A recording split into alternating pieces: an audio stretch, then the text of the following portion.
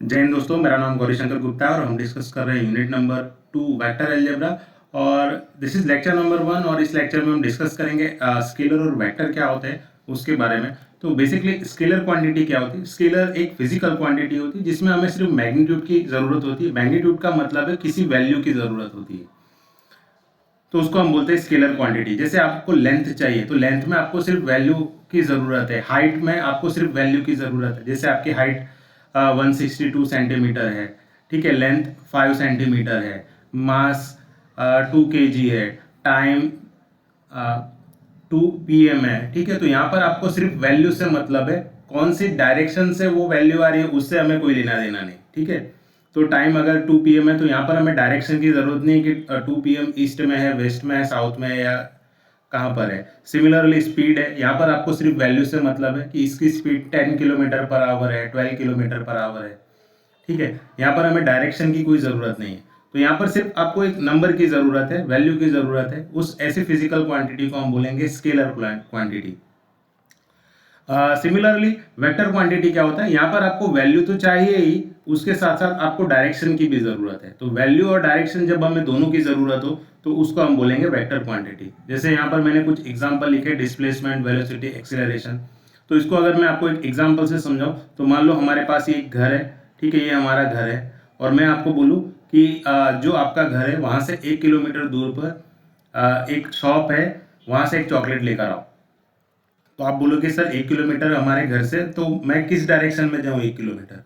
1 kilometre मुझे east में जाना है, वेस्ट में जाना है, नॉर्थ में जाना है या साउथ में जाना है, कहाँ जाना है?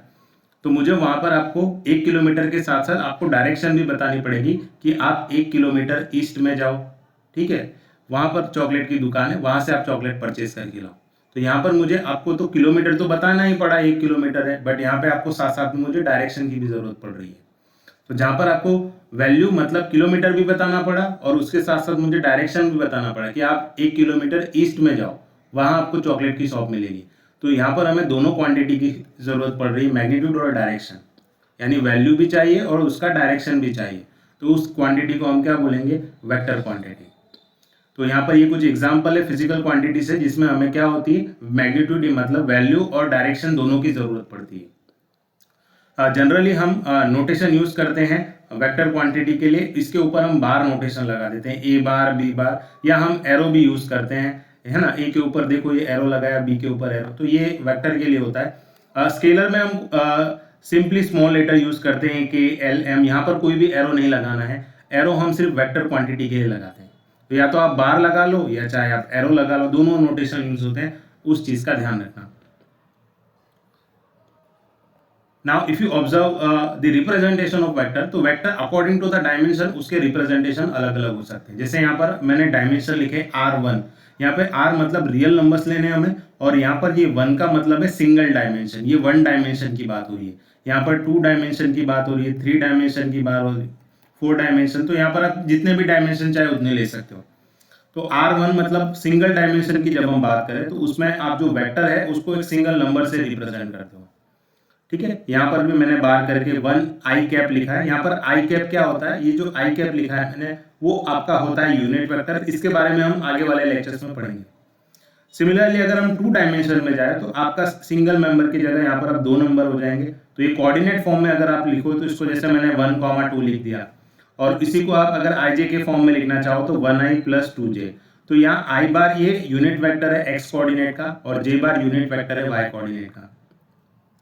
सिमिलरली यहाँ पर अगर आप 3 डायमेंशन में जाओ तो आपके पास कोऑर्डिनेट फॉर्म में 3 मेंबर आ जाएंगे, 1, 2, 3, जैसे मैंने यहाँ पे लिखा है। उसको अगर आई जे के फॉर्म में लिखो तो 1i + 2j + 3k। तो यहाँ पर जो i है वो x coordinate, j y coordinate और k z कोऑर्डिनेट का यूनिट वेक्टर है। अगर आप डायमेंशन 4 कर दो तो ये 4 मेंबर्स हो जाएंगे, ठीक है। So according to the dimension ये कोऑर्डिनेट फॉर्म बढ़ते जाते हैं। तो सिंगल डायमेंशन है तो एक ही मेंबर है, 2 डायमेंशन है तो 2 मेंबर है, 3 डायमेंशन है तो 3 मेंबर्स हैं, 4 डायमेंशन है तो 4 मेंबर है। तो ऐसे कितने भी मेंबर्स हो सकते हैं।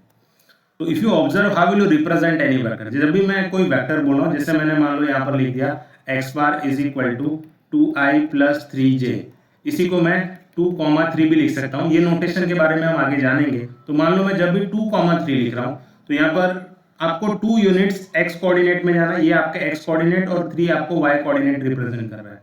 तो मान लो ये 1 यूनिट है, ये 2 यूनिट है, ये 1 यूनिट है, ये 2 यूनिट है, ये 3 यूनिट है, 1 2 3।